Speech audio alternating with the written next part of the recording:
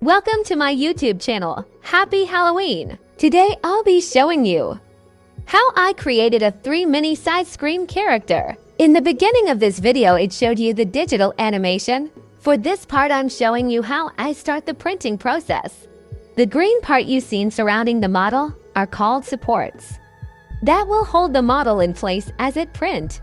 Then I begin the printing process, which took only 2 hours and 34 minutes.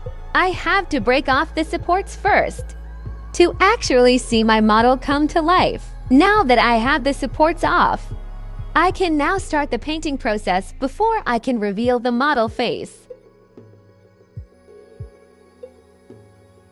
Make sure you guys give this video a thumbs up. Are you guys ready to see the model come to life?